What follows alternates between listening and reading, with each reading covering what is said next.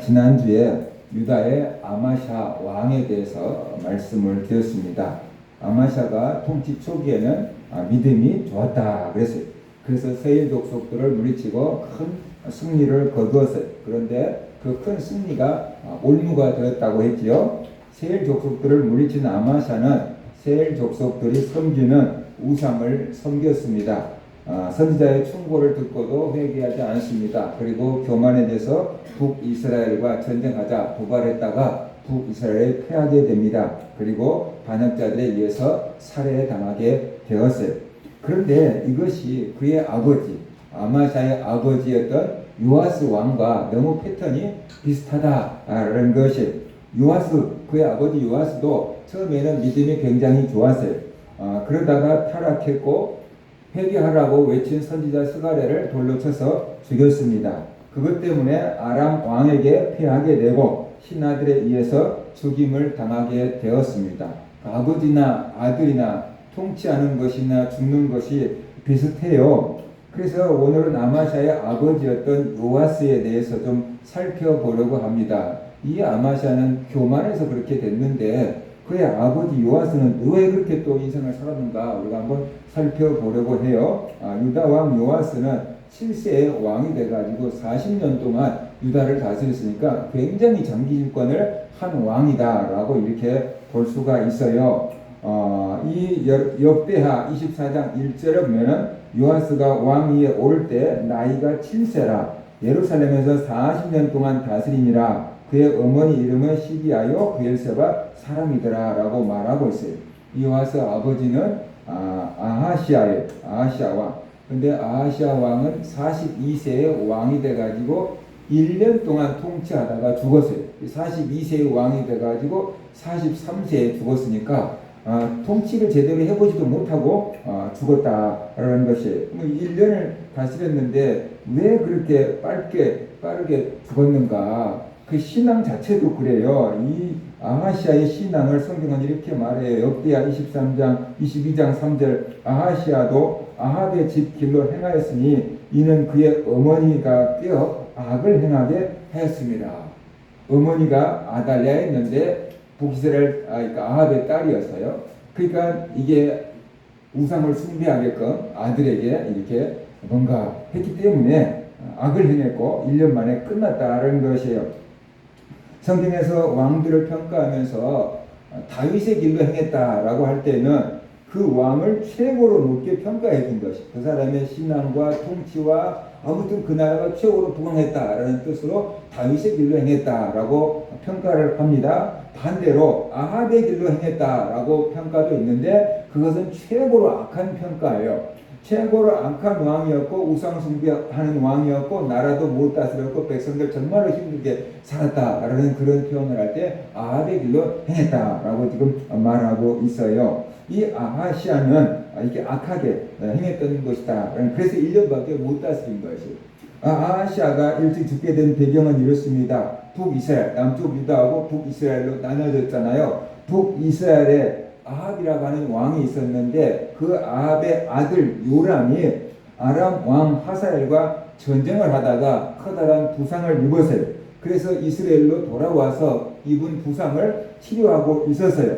그런데 아하시아는 북이스라엘의 왕 요람이 자기 어머니의 오빠든지 동생이든지 했으니까 외삼촌이 되는 거거든요.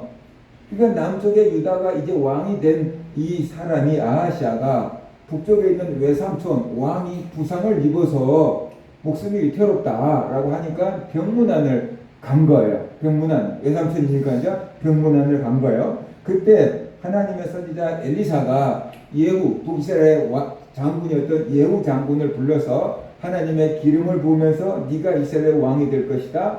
예후의 집이 너무 악을 행하니까, 우상을 숭배하니까 네가 하나님을 대신해서 예후의 집을 심판하라 라는 메시지를 줍니다. 그러니까 예후는 아합을 죽이고 이스라엘 왕이 되는 것이 하나님의 뜻이다 라고 이제 믿게 된 거죠. 그래서 아합이 군사들을 이끌고 나가서 북이스라엘 왕 요람을 죽였어요. 근데 남쪽에서 병문안 갔던 아하시아도 그 자리에 있었거든요. 자기 삼촌이 신하 부하 장수한테 살해당하는 것을 보니까 무서웠겠죠. 걸음아 날살래라 하고 도망을 칩니다. 그런데 아합이 딱 보니까 예후가 보니까 저것도 아합 친척이잖아요. 왕의 조카잖아요. 그러니까 쫓아가서 쟤도 죽여라고 이렇게 말한 거예요.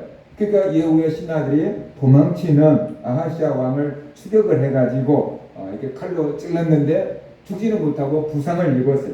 그 부상을 입은 몸으로 무기토까지 도망을 쳤는데 결국 회복하지 못하고 죽임을 당하게 됩니다. 그래서 아하시아 신하들이 그의 시체를 병거에 싣고 예루살렘으로 돌아와서 조상들의 묘, 왕들의 묘에다가 장사했다라고 말하고 있어요.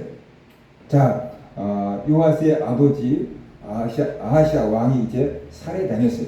죽었어요. 자, 그러면 일반적으로 남쪽 유다에서는 아버지가 돌아가시면은 그 아들이 뒤를 이어서 왕이 되는 게 이게 정상적이에요. 남쪽에서는 다윗의 혈통이 계속해서 왕위를 이어가야 되니까.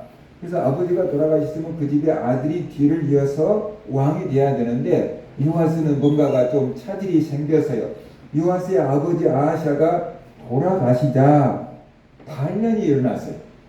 그것도 반역이 일어났는데 누구한테서 일어났나 그러면 아하샤 어머니 아달랴라고 한 여자가 반역을 일으켰어요. 자기 아들이 유다의 왕이었는데 북쪽에 갔다가 친정집에 갔다가 죽은 거예요. 그 소식을 듣고 아달랴가 정권을 잡아야 되겠다는 욕심이 생긴 거예요. 그래서 자기 손자들을 전부 다 죽여버린 거예요.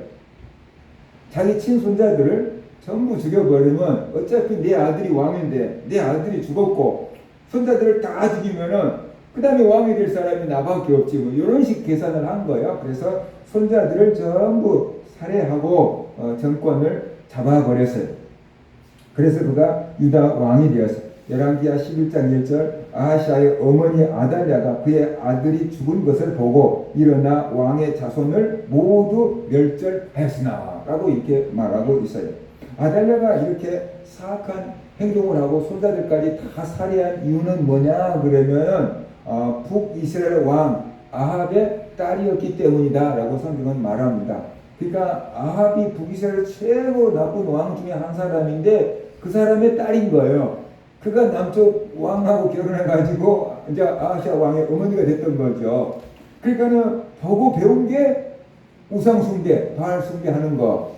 그 다음에 북이스라엘은 계속 쿠데타가 일어나서 정권이 바뀌었거든요. 그러니까 쿠데타가 일어나서 정권을 잡는 것이 북이스라엘은 정상적인 일처럼 생각이 되었던 거죠. 그러니까 자기 손자들을 다 제거하고 자기가 왕권을 잡는 것도 이 사람은 양심에 꺼릴 게 없었어요. 북이스라엘에서는 그게 정상적인 것이니까 정권 잡으려면 뭐 어차피 피를 흘려야지 뭐 그런 생각을 갖고 있었기 때문에 그런 일을 과감하게 저질렀다라는 것이죠.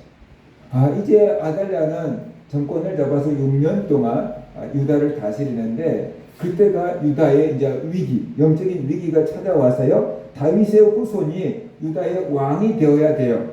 대를 이어서 다윗의 후손이 유다의 왕이 될 거라고 했어요. 그런데 겉으로 딱 볼 때는 다윗의 혈통이 끊어져 버린 거. 그리고 다윗의 아들도 아닌 아달랴가 아합의 딸이 이스라엘을 다스리고 있으니까 영적으로 보면 이 유다는 완전히 지금 위기에 처해 있는 것이고 다윗 언약이 깨질 위기에 놓여 있게 된 것입니다. 아마 좀 믿음 좀 있는 유다 사람들은 하나님의 약속이 어디 간 거야? 이런 생각을 아마 했겠죠. 근데 그때 하나님이 개입을 하십니다. 아달랴가 손자들을 다 살해할 때 요아스의 고모가 한 살도 채 되지 않는 요아스를 유모와 함께 구출해내요. 이제 한 살도 안 된 조카가 있는 거예요. 아하시아 왕의 아들이 있는데 막내 아들이 있는데 얘 한 살도 안 됐어요. 그러면 얘 구출하면은 젖을 먹여 키워야 되잖아요. 그 얘만 데려와갖고는 살리기가 힘들지요. 그러니까는 젖을 먹이는 유모까지 함께 구출을 해냅니다. 그래서 구원해내는데 마침 요아스 이 왕자의 고모가 구해냈는데 그 고모의 남편이 누구였냐면 유다의 대제사장 여호야다였어요. 그러니까는 고모 집에 몰래 숨겨서 키우는데 제일로 안전한 곳이 어딜까 생각한 거죠. 아달랴가 아면 이 아이도 죽일 건데 아달랴가 전혀 이 아이를 살해하지 못하도록 가장 안전한 곳에서 이 아이를 길러야 되겠다. 아기가 자랄 때는 울기도 하고 막 그러잖아요. 그 어디서 키워야지 제일 안전할까라고 생각하다가 보니까 하나님의 성전이었단 말이죠. 하나님의 성전이 아달랴는 안 와. 왜냐 그러면 바알 숭배자니까 하나님의 성전에 안 와. 그러니까 아달랴가 안 오는 제일 이곳이 제일 안전하다. 그래가지고 성전에서 숨어서 살게 됩니다. 열왕기하 11장 요람 왕의 딸 아하시아의 누이 여호세바가 아하시아의 아들 요아스를 왕자들이 죽임을 당하는 중에서 떼내어 그와 그의 유모를 심실에 숨겨 아달랴를 피하여 죽음을 당하지 아니하게 한지라. 요아스가 그와 함께 여호와의 성전에 6년을 숨어 있는 동안에 아달랴가 나라를 다스렸더라 라고 말하고 있어요. 그러니까는 이 왕자 요시야 왕자는 태어나자마자 살해 위협을 당했고, 그래서 자기도 모르게 고모의 손에 의해서 피난을 갔는데 피난을 간 곳이 어디였다는 거예요? 성전이었다. 그래서 성전에서 6년 동안 숨어서 살았어요. 아직 어린아이니까 지 인생이 왜 이렇게 고단한지 생각할 겨를도 없었겠지만, 아무튼 고모의 손에 의해서든 고모부의 손에 의해서든 그는 성전을 가까이 하고 성전에서 숨어 살았던 것이다. 영적으로 그것이 은혜고 복이다 하는 것을 우리가 알아야 돼요. 이 요아스의 고모부 대제사장이 그를 성전에서 이렇게 숨겨서 키웠어요. 하나님은 고모를 통해서 요아스 왕자를 구출해 냅니다. 그리고 다윗의 이 뭐라 그럴까 대가 이어지게끔 하나님께서 손을 쓰고 계신다 이런 것을 볼 수가 있어요. 그리고 이 여호야다를 통해서 그를 성전에서 숨어서 잘 지낼 수 있도록 안전하게 지켜주었다는 것이, 하나님께서 아무것도 모르는 요아스 왕을 살해 위협 가운데서 건져내시고 지켜주십니다. 그렇기 때문에 하나님은 너희를 지키는 자다라고 말하고 있는 거죠. 다윗의 언약 때문에 요아스 왕자를 지켜주고 보호해 주신 것입니다. 이 요아스만 지키고 보호한 게 아니죠. 다윗, 그의 조상 다윗도 사울의 손에서 여러 차례 죽을 위기를 당했고 블레셋 왕 앞에서도 여러 차례 죽을 위기를 맞이했거든요. 그런데 그때마다 하나님께서 사울의 손에서 블레셋 왕의 손에서 다윗을 지키고 보호해 주었어요. 그래서 다윗이 나중에 뭐라고 고백하냐 그러면, 내가 사망의 음침한 골짜기로 다닐지라도 해를 두려워하지 않을 것은 주께서 나와 함께 하심이라. 주의 지팡이와 막대기가 나를 안위하시나이다 라고 이렇게 고백을 했어요. 하나님은 자기의 택한 사람들을 이렇게 지켜주고 보호해 주신다 이런 것을 믿으시기 바랍니다. 다윗이나 되니까 그렇지, 요아스 왕이나 되니까 그렇지 라고 생각할 수 있는데, 여러분 인생을 한번 돌아보십시오. 지금까지 살아오면서 위기가 없었습니까? 뭐 육체적으로 질병, 커다란 병에 걸렸을 수도 있고 사고를 당했을 수도 있고 경제적으로 이제 영 끝났다라는 그런 위기도 경험을 했을 것입니다. 그런데 그런 위기 가운데서 하나님께서 여러 사람들의 손길을 통해서 우리를 지켜주었고 보호해주었고 오늘까지 이르게 하셨다는 것을 우리가 알아야 돼요. 그러니까 하나님은 뭐 택한 사람들을 다 지켜주고 보호해 주신다는 것을 우리가 알아야 돼요. 내가 살아나는 것 같지만 내가 산 게 아니고 하나님이 사람들을 통해서, 요아스를 고모의 손길을 통해서, 고모의 손길을 통해서 지켜준 것을 우리 가까이 있는 사람의 손길을 통해서 우리를 지켜주고 보호해 주신다는 것을 믿으시기 바랍니다. 근데 하나님의 손이 직접 나와서 우리를 건져주면은 하나님이 나를 살려줬다라고 우리가 알 수 있는데, 하나님이 직접 나타나서 우리를 도와준 게 아니고 주변에 있는 사람들을 통해서 우리를 건져주고 지켜주기 때문에 하나님이 도와줬다는 것을 모르는 거예요. 근데 하나님께서 때에 맞게끔 적절한 사람들을 지켜주고 보내주어서 우리를 지키고 보호하고 계신다는 것을 우리가 알아야 됩니다. 그래서 나는 하나님의 택한 백성이다. 하나님이 어디를 가든지 나를 지켜주고 보호해 주신다. 그런 믿음을 가지고 살 수 있기를 바랍니다. 하나님이 우리를 지켜주고 보호해 줘요. 그런데 그것을 믿지 못하면 우리는 늘 근심하고 걱정하고 염려하고 불안 가운데 살아야 돼요. 근데 하나님이 나를 지켜주신다는 것을 믿으면 어떻게 돼요?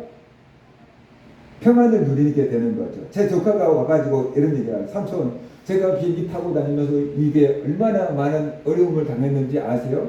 천둥 벼락이 내리기도 하고 폭우가 쏟아지기도 하고 비행기 타고 다니면서 정말로 여러 가지 어려운 점들이 많았거든요. 그런데 그때도 저는 무서워하지 않았어요. 그러는 거예요. 그러면서 하나님 나를 주의 종으로 택했으니까 하나님 나를 지켜줄 거다라고 믿었거든요. 그렇게 얘기를 하는 거예요.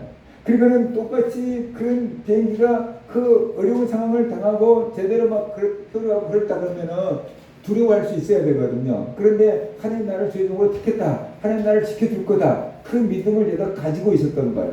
그러니까는 그런 가운데도 두려워하지 않았다고. 자기는 평안한 마음을 지켰다고. 그렇게 얘기를 하는 거예요. 그러니까 우리가 힘들고 어려운 일을 당할 때 나 혼자 이렇게 힘들고 어려운 일을 당한다. 내 힘으로 이 문제를 해결해야 되는데 해결할 힘이 없다라고 생각한다 그러면 우리는 좌절하고 낙심하고 포기할 수밖에 없어요. 그런데 하나님이 나와 함께 계신다. 보이지 않지만 하나님 나를 지켜주신다. 보이지 않지만 하나님께서 이 문제를 해결해 줄 거다. 라는 우리가 믿을 때 참을 수 있고 견딜 수 있고 이겨낼 수가 있게 된다라는 것이에요. 그러니까 보이지 않지만 하나님이 여러분을 지켜주고 보이신다는 것을 믿으시기 바랍니다. 그런데 그 도움이 사람들을 통해서 와요. 이렇게 주변에 있는 사람들을 통해서 와. 근데 그것도 누가 도와줬지? 사람이 도와줬지? 라고 하지 말고 그 사람이 도와준 건 사실이에요. 그런데 하나님이 그 사람을 통해서 나를 도와준 거다. 여기까지 우리가 알 때 하나님의 도움을 우리가 더 확신하면서 살아갈 수가 있게 된다라는 거죠. 그럴 때 이제 믿음이 자라는 거죠. 누가 도와줬어? 엄마가 도와줬어? 뭐 형이 도와줬어? 이렇게 돼버리면은 하나님을 향한 믿음이 자라지 않아요. 근데 하나님이 어머니를 통해서 도와주었고 하나님이 형님의 손길을 통해서 도와주었고 하나님이 언니의 손길을 통해서 도와주었고 뭐 이렇게 우리가 이해를 할 때 하나님이 나와 함께 계시구나. 하나님이 나를 이렇게 도와주시는구나. 그런 것을 깨닫게 되고 예전에도 도와주신 것처럼 이번에도 지켜주고 도와줄 거야 라는 그런 믿음을 갖게 된다라는 것이. 그러니까 여러분이 앞으로 살아가다가 보면은 힘들고 어려운 일을 많이 당할 수 있거든요. 그런데 그때에도 참고 견딜 수 있는 것은 뭐냐면 하나님이 함께 계신다. 하나님이 나를 도와주신다. 하나님이 나를 지켜준다라는 그런 것을 믿고 여러분이 입으로 고백할 때 그 어려운 현실을 참을 수 있고 이길 수 있는 힘을 얻게 된다는 거죠. 근데 그걸 하지 않으면은 세상 사람도 똑같이 실망하고 좌절하고 낙심하고 포기하게 된다는 거죠. 그래서 하나님 나와 함께 계신다. 하나님 나를 지켜주신다. 하나님 나를 도와주신다는 것을 믿으면서 살아갈 수 있기를 주의 이름으로 축원합니다. 요아스가 7살, 7살이 되었어요. 그때 이제 여호야다, 고모부인 대제사장 여호야다가 이 정도면 이제 왕으로 세울 수 있다라고 생각을 한 거예요. 그래서 레위인들과 대제사장이었으니까 레위인들과 늘 가까이 했잖아요. 성전을 지키는 레위인들 그리고 또 방백들 이스라엘 지도자들을 몇 명을 부릅니다. 그리고 불러가지고 이렇게 얘기를 해요. 다윗의 후손이 끊어진 게 아닙니다. 그런 거예요. 그러니까 다른 모든 사람들은 다윗의 후손이 완전히 다 끝난 줄 알았거든요. 이스라엘 등불이 꺼진 줄 알았어요. 그냥 영적으로 완전히 흑암 가운데 빠진 거예요. 그런데 대제사장이 다윗의 후손이 끊어진 게 아니고 아들이 한 명 살아있습니다 라고 얘기하니까 어떻게 해요? 눈이 번쩍 어떻게 누가 있는데요? 라고 말하는 거예요. 그러니까 막내 아들 요아스가 있는데 그가 지금 성전에 있습니다. 그러면서 보여준 거예요. 그러니까 사람들이 다윗 언약이 끝났다고 믿음의 사람들은 지금 실망하고 좌절하고 있는데 다윗의 후손이 살아있다고 하니까 얼마나 기뻤겠어요. 이제 우리가 다윗의 언약을 성취하기 위해서 이 요아스를 왕으로 세우고 아달랴를 제거합시다. 그렇게 한 거예요. 그래서 다시 유다 나라의 등불이 꺼지지 않게 합시다. 그러니까는 믿음 좋은 사람들이 당연히 그렇게 해야 되지요. 그래서 성전을 파수하는 사람들, 퇴근해야 될 사람들까지 퇴근하지 못하게끔 출근할 사람들 전부 출근하게끔 계획을 다 세워가지고 이날 이 시에 요시아를 왕으로 기름 부어서 세웁시다. 그리고 아달랴는 제거합시다. 그렇게 이제 계획이 다 수립되었어요. 그래서 7살밖에 안 되는 이 요아스를 왕으로 세우고 6년 동안 악행을 일삼았던 아달랴를 제거했습니다. 그래서 다시 유다의 등불이 밝혀질 수 있게끔 했고 다윗 언약이 이어지게끔 했다라는 것이에요. 하나님은 이렇게 해서 약속을 지키셨어요. 다윗의 후손들이 때를 이어서 이스라엘의 왕이 될 것이다 라고 하는 그 다윗의 언약을 지키셨던 것입니다. 만약에 이때에 다윗 언약이 지켜지지 않고 깨져버렸다 그러면은 하나님께서 다윗하고 한 약속이 어겨진 것이고 다윗의 후손으로 올 예수 그리스도가 길이 끊겨져 버린 거예요. 사대가 끊어져 버리게 된 거예요. 그러면 안 되잖아요. 그래서 하나님께서 하신 약속과 계획을 성취하기 위해서 고모의 손길을 통해서 그 요아스를 구해내고 그가 왕위를 이어받게 하고 그래서 유다의 나라에 예수 그리스도가 태어나게 하신 거다. 이런 것을 우리가 알아야 돼요. 하나님은 이렇게 하신 약속을 지켜요. 우리는 약속을 하고도 지키지 못할 때가 많아요. 왜냐하면 내가 그 약속을 지킬 능력이 없기 때문에 환경이 바뀌면 어떻게 돼요? 형편이 안 되면 약속을 못 지킬 수 있다는 거예요. 그런데 하나님은 하신 약속은 다 지킬 수 있어요. 그 약속을 지킬 수 있는 능력도 있어요. 그래서 하나님의 말씀은 1.1도 변하지 않고 다 이루어진다고 했어요. 천지는 없어져도 예수님의 말씀은 없어지지 않는다 그랬어요. 그래서 우리는 하나님의 약속을 믿을 수 있는 거다. 성경의 말씀을 믿을 수 있는 거다. 사람들은 약속을 못 지켜도 하나님은 약속을 지키신다. 그러니까 하나님의 말씀인 성경을 붙잡고 살아가시기를 주의 이름으로 축원합니다. 이제 요아스가 40년 동안 유다 나라를 다스리는데 그가 여호야다 대제사장 고모부 여호야다가 살아 있었을 때의 그 믿음은 엄청 좋아서요. 그런데 여호야다가 죽은 다음 그 믿음은 또 딴 사람으로 이렇게 돌변하게 돼요. 그래서 여호야다가 살아 있었을 때 요아스가 어땠는가? 요아스는 왕이 된 다음에 고모부인 여호야다의 말을 따랐어요. 그러지 않았겠어요? 어릴 때부터 고모와 고모부가 길렀어요. 1살 때부터 6년간을 길렀어요. 그리고 고모부가 자기를 왕으로 세웠어요. 그러니까 고모부의 말을 잘 들었겠죠. 7살 먹은 애가 무슨 정치를 할 수 있었겠어요. 그러니까 고모부가 특이한 영향을 미치고 이스라엘의 바알 선당들을 전부 다 제거하고 종교개혁을 일으킬 정도로 요아스와 함께 힘을 합쳐서 유다 나라를 개혁을 했던 것입니다. 열왕기하 12장 2절 요아스는 제사장 여호야다가 그를 교훈하는 모든 날 동안에는 여호와 보시기에 정직하게 행하시되 라고 말하고 있습니다. 그러면 여호야다가 언제까지 요아스 왕을 바른 길로 이끌었을까요? 열왕기하 12장 6절 7절 보면은 요아스가 왕이 된 23년째 여호야다를 불러서 성전을 수리하라고 명령하는 것을 볼 수 있어요. 그러니까 요아스가 왕이 된 지 23년째다 그러면 그가 7살에 왕이 돼서 23년을 통치했으니까 그때 나이 30이다라고 볼 수 있는 거죠. 그러니까 요아스 왕이 30대 될 때까지 이 여호야다가 살아있었다는 것은 분명해요. 그 뒤에 몇 년 뒤에 여호야다가 죽었는지는 모르지만 분명히 왕을 통치한 지 23년 요아스 왕이 30살이 될 때까지 여호야다가 살아있어서 그의 나라를 든든하게 세우고 요아스 왕의 믿음을 세워주는데 큰 역할을 감당했다라는 것을 우리가 볼 수가 있는 것이죠. 그래서 이제 왕이 된 요아스가 이 폐허가 된 성전을 수리하라고 명령합니다. 아달랴가 6년 동안 유다 나라를 통치했는데 6년 동안에 바알신을 섬긴 거예요. 그러니까 하나님의 성전을 다 방치하고 바알만 이렇게 섬기다가 보니까 하나님의 성전이 다 여기저기 막 무너지고 손볼 데가 많은데 아무도 그것을 고치지 않고 고칠 돈도 없고 폐허처럼 되어 있던 거죠. 바알신을 섬기는 사람들은 막 형통하고 그랬던 거죠. 그런데 요아스가 들어서고 이제 아달랴가 제거됐잖아요. 그러니까 여호야다 대제사장이 이 바알 선지자를 다 죽인 거죠. 바알 제사장들을 다 죽인 거죠. 그리고 이제 하나님만 섬긴다 하고 해놓으니까 국가적으로 하나님을 섬기는 체제로 또 다시 딱 정신 조직이 바뀌니까 바뀌게 된 거예요. 요아스가 성전에서 6년 동안 숨어서 지냈잖아요. 성전이 자기 집과 같아요. 근데 자기가 거기 있다가 보니까 성전이 방치돼 가지고 막 폐허가 되고 수리해야 될 것이 많다는 것을 알게 된 거죠. 그래서 제사장들을 불러서 말합니다. 성전을 수리하시오. 그래서 백성들이 드린 은을 아는 사람들한테 은을 받아서 성전을 수리하시오라고 제사장들한테 얘기를 했는데 제사장들이 성전을 수리할 생각을 안 해요.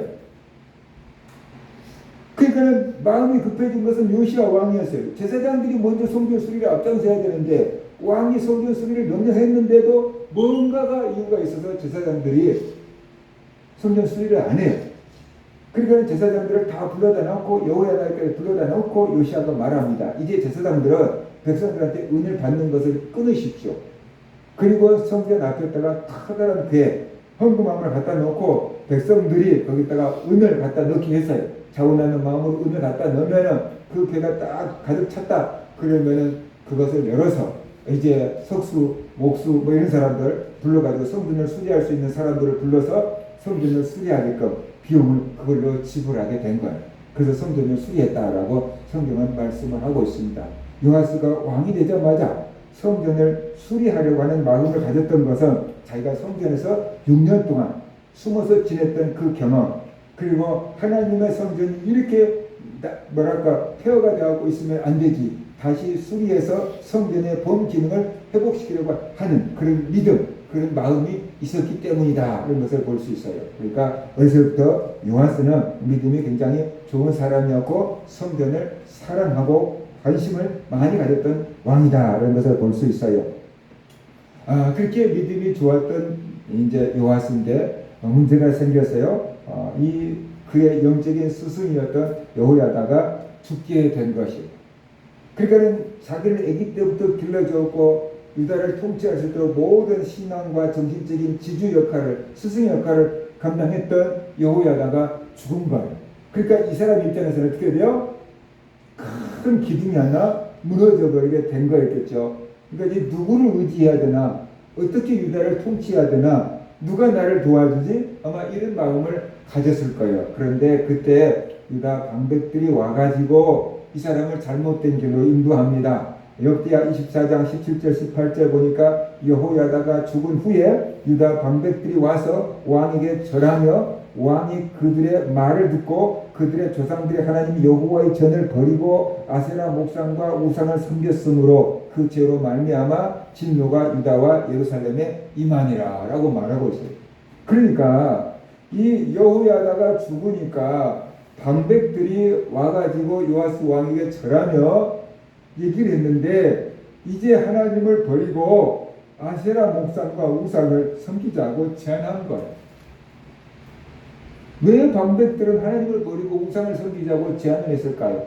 성경에 뭐 정확한 답이 나와 있진 않아요. 그런데 이렇게 흐름을 본다고 하면은 정치적인 것, 경제적인 것, 아마 나라의 안정을 위해서 우상을 섬기자고 했을 거예요.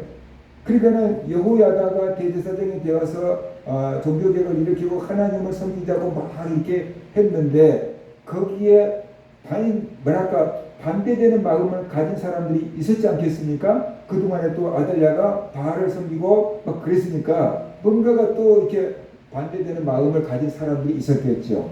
그런데 정치적인 것 때문에 아무 말도 하지 못하고 있다가 아달랴가 죽으니까 이때가 기회다라고 와가지고 이제 종교의 자유를 주자. 바알도 섬기고 아세라도 섬기고 그렇게 하자. 그래야지 국민들이 안정이 되고 또 주변 국가들, 우상을 섬기는 나라들과 우리가 교류도 나눌 수 있고, 그러니까 우상을 섬기자라고 아마 제안한 것 같아요.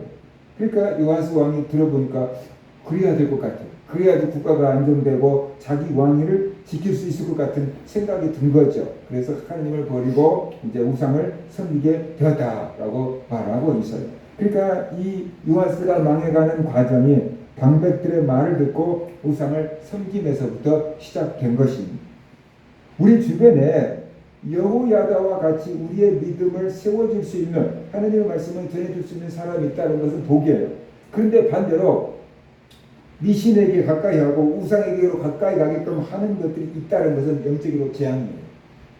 교회 가자, 교회 가자, 수련회 가자, 수련회 가자 이렇게 전도할 수 있는 사람이 있다는 것은 복이에요. 그런데 전보러 가자.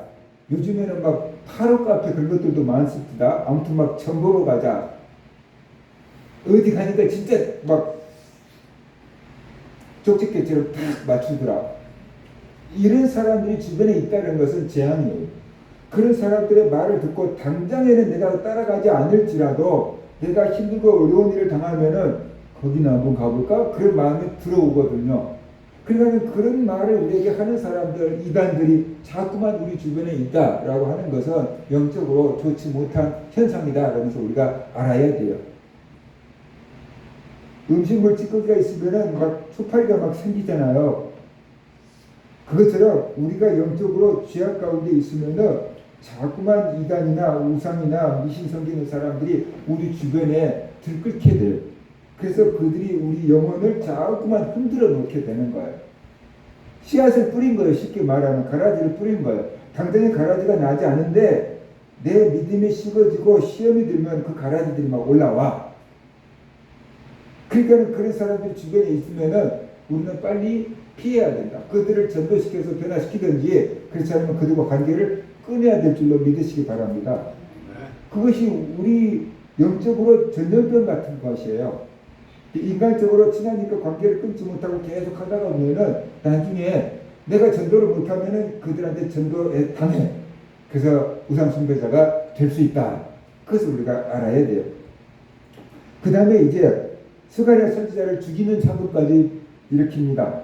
하나님은 요아스가 하나님을 버리고 우상을 숭배하러 가니까 가만히 놔두는 게 아니고 선지자를 보내요. 그래가지고 잘못됐다. 그것은 죄다. 하나님이 회개하라고 하신다. 그 선지자를 자꾸만 보내요. 그러니까는 주의를 지켜라. 기도하라. 예배하라. 성경을 읽어라. 사람들을 자꾸만 보내서 우리에게 말씀을 전하게 해요. 그것은 하나님이 우리를 회개시키기 위한 사랑의 표현이다. 관심의 표현이다. 지금이라도 회개하고 돌이키면 봐줄게 라고 하는 하나님의 그 마음이다. 그러면서 우리가 알아야 돼요. 하나님이 요아스 왕에게 자꾸만 선지자를 보내서 회개하라고 하는데 이미 마음이 닫혀버린 요아스는 회개를 하지 않아요. 그러니까 하나님 보시기에 저 요아스는 웬만큼 해갖고 회개를 안 하는구나. 특별한 사람을 보내야 되겠다. 그래가지고 여호야다의 아들 스가랴를 보냅니다.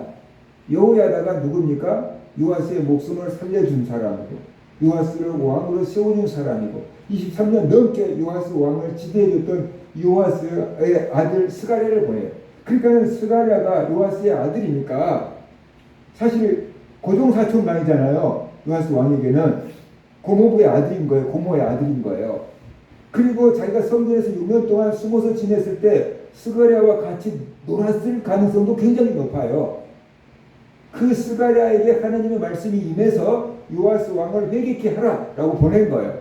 그러니까 스가랴가 요아스 왕에게 찾아와서 하나님의 메시지를 전해주면서 회개하라고 합니다. 그러면은 다른 사람은 몰라도 여호야다에게 고모와 고모부에게 받은 은혜를 생각해서라도 스가랴의 말은 들어야 되고 설령 듣지 않는다고 할지라도 해를 입혀서는 안 되거든요. 그런데 요아스 왕이 악할 대로 악해졌어요. 그래서 자기에게 회개하라고 외치는 스가랴를 돌로 쳐서 죽였어요. 밑에 있는 사람들 시켜서 돌로 쳐서 죽여.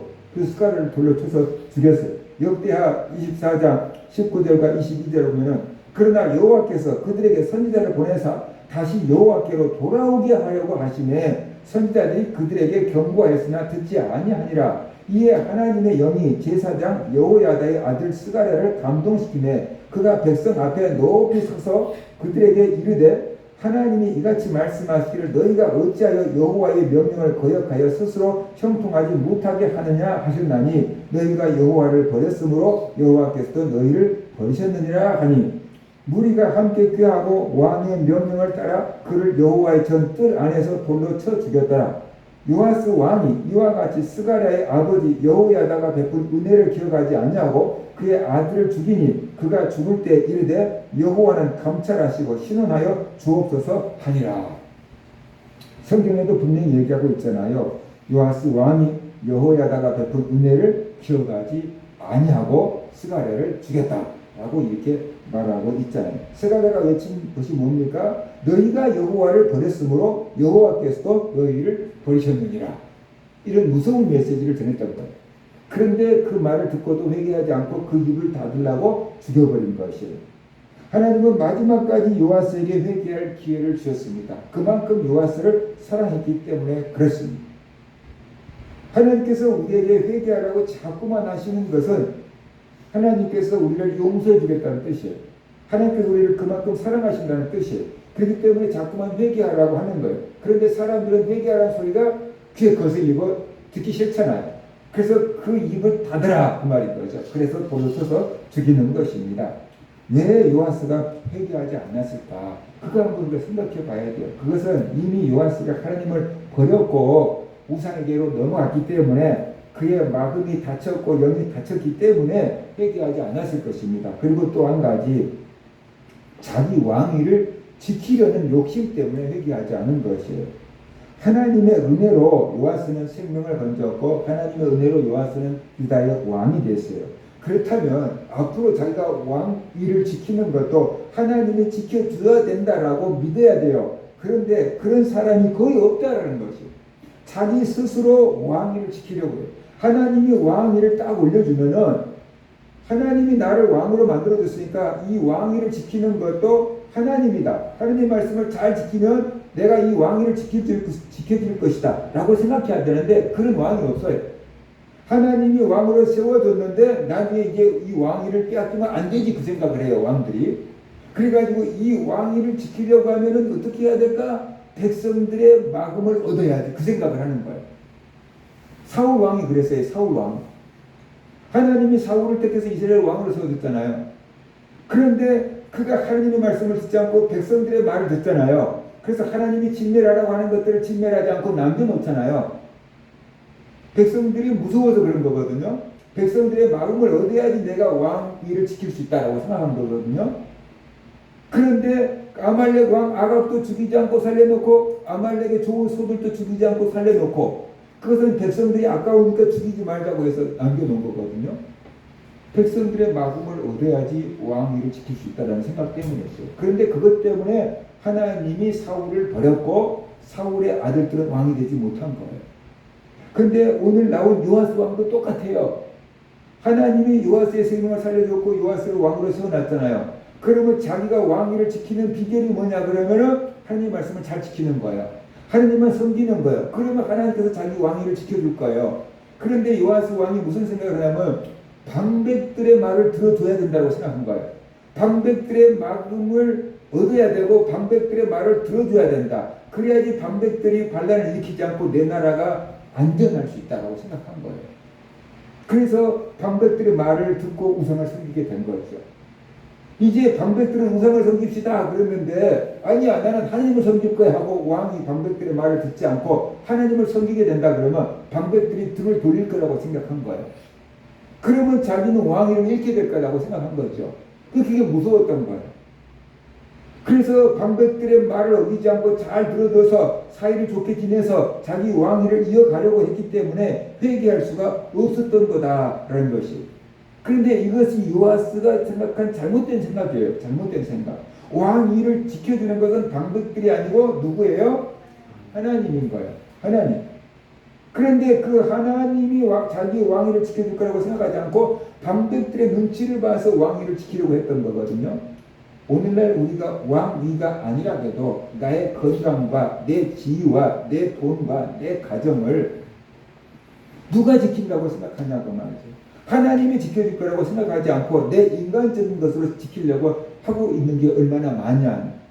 내가 아무것도 없었을 때는 뭔가 얻으려고 막 애를 써요. 근데 어느 정도 얻어놓으면 그 다음에는 지키려고 애를 쓰잖아요. 근데 이걸 어떻게 지키냐라는 거죠. 하나님의 은혜로 지킨다라고 생각하지 않고 내 지혜로 지키려고 막 애를 쓰거든요. 그러려고 하다 보면 사람들과 관계를 잘 맺어야 되니까 사람들의 말을 따라야 되니까 하나님을 버리고 사람들의 말을 자꾸만 듣게 되는 거지. 근데 그게 하나님 앞에서 망하는 길이에요. 그것은 사람의 지혜지 하나님의 지혜가 아니에요. 그런데 사울 왕도 그랬고 요아스 왕도 그랬고 그래서 망한 거예요. 오늘날 우리도 그런 실수를 저지를 수 있다. 그런 것들을 우리는 조심해야 된다는 거죠. 인간적으로 보면 분명히 저 사람이 말을 잘 들어주면 내 자기가 안전할 것 같거든요. 그런데 하나님이 그것을 싫어하셔요. 그래서 하나님께서 무너뜨려 버려요. 그래서 배신당하게 만들어요. 그래서 지킬 수가 없게 되는 거예요. 그 다음에 이제 이렇게 되니까 하나님이 요아스를 무너뜨리는데 어떻게 무너뜨린가 보세요. 아람 왕의 이렇게 침략을 받고 무너져요. 스가랴가 죽은 지 1년 됐어요. 회개하라고 외친 스가랴를 죽인 지 1년 됐어요. 그렇게 해서 왕위를 지키려고 나라를 지키려고 했어요. 그런데 하나님은 옆에 있는 아람 나라를 불러들여요. 아랍 나라가 이스라엘을 침략해요. 유다를 침략해요. 근데 적은 군사가 왔어요. 많은 군사가 온 게 아니고 유다보다 훨씬 적은 군사를 데리고 침략을 해왔어요. 그 평상시대로 한다 그러면 유다가 아랍 나라를 물리치고 이겼어야 되는 거예요. 그런데 웬걸 적은 군사가 왔는데 유다가 아람 군사한테 패해버렸어요. 왜 그랬습니까? 하나님이 유다를 버렸기 때문에. 하나님이 유다를 돕지 않았어요. 가만히 내버려 두고 계신 거예요. 그러니까 아랍 나라가 유다를 이겨버렸어요. 그러니까 문제가 뭐냐면 아랍 나라가 적은 군사가 왔는데 생각보다 유다가 약한 거예요. 유다가 엄청 강한 줄 알고 겁먹고 막 쳐들어왔는데 생각보다 유다가 너무 약한 거예요. 하나님이 돕지 않으니까 유다 군사들은 아무것도 아니었어요. 그래서 가장 먼저 행한 게 뭐냐 그러면 유다의 모든 방백을 죽이니라. 아람 나라가 적은 군사가 왔는데 유다의 방백들을 다 죽였어요. 왜 유다 방백들을 다 죽였어요? 유다 방백들이 뭐 했어요? 요아스 왕에게 우상 섬기자고 했잖아요. 그죠? 유다 방백들이 요아스 왕에게 와서 이제부터는 우상을 섬깁시다. 그래서 요아스 왕이 우상을 섬긴 거잖아요. 그러니까 요아스 왕의 신앙이 이렇게 타락하게 된 근본 원인 제공은 누가 한 거예요? 유다 방백들이. 그러니까 하나님이 제일 먼저 누구부터 없애요? 요아스 왕을 타락의 길로 이끌었던 유다 방백들을 없애는 거예요. 그런데 누구를 통해서 없애냐? 천둥 벼락을 쳐서 없애는 게 아니고 아람 나라 군사들을 불러들여서 유다 방백들을 다 죽였어요. 전쟁이지만 하나님이 심판이에요. 그러니까 아람 나라 왕도 군사들도 하나님이 불러들인 거예요. 적당한 회초리로 쓴 거예요. 그래서 유다의 모든 방백들이 죽었어요. 그런데 그들은 왜 죽었는지 몰라요. 자기들이 왜 죽었는지 몰라요. 생각보다 아람이 강하네. 그러면서 죽었을 거예요. 근데 실질적으로 자기들이 죽은 이유는 요아스 왕이 우상 숭배하도록 권유한 것 때문에 죽은 거예요. 근데 이걸 몰랐으니까 그들은 회개도 못하고 죽은 거예요. 뭔지 알겠죠? 하나님이 그렇게 벌을 내리고 계시는 거예요.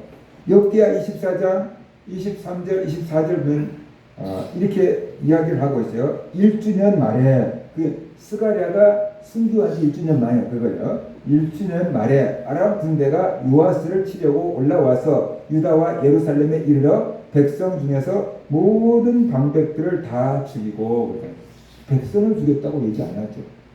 백성 중에서 모든 방백들을 다 죽이고. 근데 보통 전쟁을 하면은 그냥 일반 병들이나 백성들을 죽이고 물건 빼앗아 가면 되는 거거든요. 그리고 방백들을 죽일 수 있겠죠. 근데 몇 명을 죽이는 거지 방백들을 다 죽일 수는 없잖아요. 근데 방백들을 다 죽이고 그러잖아요. 그러니까 이게 하나님이 그렇게 하시는 거지 사람이 한 게 아니에요. 방백들을 다 죽이고 그 다음에 노력한 물건을 다메섹 왕에게로 보내니라. 방백들만 죽였어요. 그리고 물건을 빼앗아서 다메섹 왕에게 보냈어요. 그 다음에 이게 24절 해석이에요. 아람 군대가 적은 무리로 왔으나 군사가 적은 무리가 온 거예요. 그 적은 무리라는 것은 유다의 군사에 비해서 작다 그 말이죠. 유다의 군사에 비해서 형편없이 작은 무리가 왔어요. 그런데 여호와께서 힘이 큰 군대를 그들의 손에 넘기셨습니다. 힘이 큰 군대, 유다 군대. 힘이 숫자는 엄청나게 많았어요. 아람 군사보다. 그런데 그들의 손에 작은 아람 군사들의 손에 하나님이 넘겨버렸어요. 유다를 넘겨버렸어요. 이는 유다 사람들이 그들의 조상의 하나님 여호와를 버렸습니다. 하나님을 버렸기 때문에 이렇게 됐다는 거죠. 이와 같이 아람 사람들이 요아스를 정벌하였더라 라고 말합니다. 그래서 요아스는 자기가 믿고 의지했던 방백들이 다 죽임을 당했어요. 전쟁이 이제 패한 거예요. 그러니까 자기 왕위를 지켜야 되잖아요. 방백들이 죽었으니까 누구를 의지합니까? 하나님 의지해야 되잖아요. 회개했어야 되잖아요. 근데 요아스 왕이 회개하지 않아요. 이때도. 그리고 누구를 의지하냐 그러면 이제 아람 나라를 의지해요. 그래가지고 아람 나라 왕이 나를 살려줘야지 내가 유다 왕으로 명맥을 유지할 수 있다라고 생각한 거예요. 그래서 아람 왕에게 왕궁에 있는 보물 성전에 있는 보물 다 걷어다가 아람 왕에게 바치고 목숨만 살려주세요 이렇게 한 거예요. 그러니까 아람 왕이 성전과 왕궁에 있는 모든 보물들을 다 자기한테 갖다 주고 살려달라고 하니까 살려주고 유다 왕으로 그냥 자리를 명령을 유지하게끔 해주고 간 거예요. 요아스 왕이 이때 실패했어요. 이때 아람 왕을 의지하지 않고 하나님을 의지하고 회개했다 그러면은 하나님의 아람 군사들을 벌려보냈을 수도 있는 거죠. 물리칠 수 있게끔 해줬을 수도 있는 거죠. 그런데 그가 성전을 수리하라고 했던 그가 성전에 있는 모든 금부치들, 왕궁에 있는 모든 귀금속들을 다 아람 왕에게 주면서 목숨만 살려주세요. 내 왕위만 유지하게끔 해주세요. 그렇게 구걸했다라는 것이요. 열왕기하 12장 17절 18절 그때 아람 왕 하사엘이 올라와서 가드를 쳐서 점령하고 예루살렘을 향하여 올라오고자 하므로 유다 왕 요아스가 그 조상들 유다 왕 여호사밧과 여호람과 아하시아가 구별하여 드린 모든 선물과 자기가 구별하여 드린 선물과 여호와의 성전 곳간과 왕궁에 있는 금을 다 가져다가 아람 왕 하사엘에게 보내었더니 하사엘이 예루살렘에서 떠나갔더라. 왜 이런 일이 벌어졌습니까?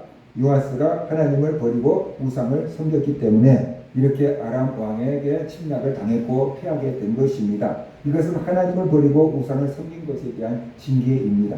그리고 회개하라고 외친 스가랴 선지자를 죽인 것에 대한 하나님의 심판이었습니다. 이렇게 비참하게 구걸하면서 요아스는 생명을 유지하려고 했고 왕위를 지키려고 했어요. 그런데 결과가 어떻게 됐습니까? 24장 25절 보면은 요아스가 죽어서 장사된 것을 이렇게 말하고 있습니다. 요아스가 크게 부상하며 적군이 그를 버리고 간 후에 그의 신하들이 제사장 여호야다의 아들들의 피로 말미암아 반역하여 그를 그의 침상에서 쳐 죽인지라. 다윗성에 장사하였으나 왕들의 묘실에는 장사하지 아니하였더라. 그러니까 요아스가 아람과의 전쟁에서 큰 부상을 입었다. 그렇게 많은 뇌물을 주었는데도 불구하고 요아스에게 큰 부상을 입히고 간 거예요. 그래서 요아스가 침상에서 누워 있었어요. 치료를 받고 있었겠죠. 그랬는데 신하들이 안 거예요. 저 요아스가 왜 이 나라를 이렇게 말아먹게 됐는지. 스가랴 선지자 말을 듣지 않고 회개하지 않고 스가랴 선지자를 죽였기 때문에 이렇게 나라가 망한 거야. 스가랴 선지자를 죽인 핏값을 요아스 왕이 치러야 돼. 신하들 중에 이렇게 믿음의 생각을 한 사람들이 있었어요. 그래서 그 신하들이 스가랴를 침상에서 죽였어요. 그리고 장사를 지냈는데 왕들의 묘실에 들어가지 못했어요. 그러니까 불명예스럽게 퇴진하고 말았다. 그 이야기를 성경은 말하고 있는 것입니다. 요아스를 통해서 배울 수 있는 게 무엇입니까? 하나님의 은혜로 산다는 것을 잊으면 안 된다는 거죠. 요아스가 할머니 아달랴의 그 살해 사건 속에서 고모의 손길을 통해서 구원받은 것, 그것이 하나님의 은혜였다는 거죠. 고모부 여호야다를 통해서 유다의 왕으로 세워지게 된 것도 하나님의 은혜였다라는 것을 알았어야만 한다는 것이에요. 그래서 하나님은 요아스를 살려서 다윗 언약을 이어가게 하려고 놀라운 일을 행하셨는데 그게 뭐냐 그러면 고모부 여호야다가 130세까지 살게 하셨다는 거죠. 당시의 평균 수명이 60세, 70세 정도 됐을 것입니다. 건강하면 80세였을 것입니다. 그런데 130세를 살았어요. 오늘날 같이 의술이 발달해서 돌아가신 만하면 병원에서 살려놓고 돌아가신 만하면 병원에서 살려놓는다고 해도 130세 사시는 어르신들은 많지 않아요. 그죠? 최장수라고 할 수 있어요. 그런데 당시에 그런 의술도 없는 상태에서 여호야다가 130세까지 살았어요. 왜 하나님이 여호야다에게 130세까지 살게 하셨을까요? 요아스 왕을 왕으로 세우고 그가 하나님을 섬기고 이스라엘을 믿음의 나라로 이끌어가게끔 하려고 130세까지 살게 하신 거예요. 그래서 요아스가 30살이 먹을 때까지 신앙적으로 지도해서 길러놓은 거다라고 볼 수가 있어요. 그것이 하나님의 전부 은혜였던 것이에요. 그런데 우상을 숭배하면서 한순간에 그게 다 무너져서 문제인 것이지 하나님은 이렇게 놀라운 기적을 행하신 거다라는 것이에요. 그러니까 바로 요아스는 자기가 이렇게 살아있던 것, 왕이 되어서 통치권을 행사할 수 있다는 것이 하나님의 은혜라는 것을 기억했어야만 돼. 깨달았어야만 돼. 그래서 하나님을 섬겼다고 한다면 그 나라가 더 건강했을 것이다. 이것을 우리가 알아야 된다라는 것이. 그 다음에 하나님을 버리면 망한다는 것입니다. 요아스가 방백들의 말을 듣고 우상을 섬기게 됐어요. 그 이유가 나라를 부강하게 하고 자기 왕위를 튼튼하게 세우기 위함이었던 거예요. 그런데 그것이 인간적인 생각이었고 마귀의 속임수였던 거죠. 그것 때문에 왕위가 든든해지고 이스라엘이 건강해진 게 아니고 그것 때문에 왕위를 빼앗기고 유다는 망하게 된 거죠. 그죠? 사탄이 예수님을 시험할 때 이렇게 했어요. 높은 데 데려가서 천하만국을 다 보여주면서 저 엄청난 천하만국을 봐라. 네가 내게 엎드려 경비하면 내가 이 모든 천하만국을 다 너에게 줄게 그랬어요. 그랬더니 예수님께서 뭐라고 말씀하셨어요? 사탄아 물러가라 그렇게 말씀하시지요. 그러면서 하나님만 경배하라고 하셨느니라 라고 하면서 거절하셨어요. 천하만국을 준다는 사탄의 제안을 거절했어요. 세상 사람들이 볼 때는 예수님이 어리석어 보이겠죠. 그런데 예수님께서 죽음을 이기고 부활하신 다음에 제자들에게 뭐라고 말씀하십니까? 마태복음 28장에서 예수께서 나와 이르시되 하늘과 땅의 모든 권세를 내게 주셨으니 그렇게 선언하셨잖아요. 예수님은 하늘과 땅의 모든 권세를 받았대요. 그럼 누구에게 받았다는 것이에요? 하나님께 받았다는 것이에요.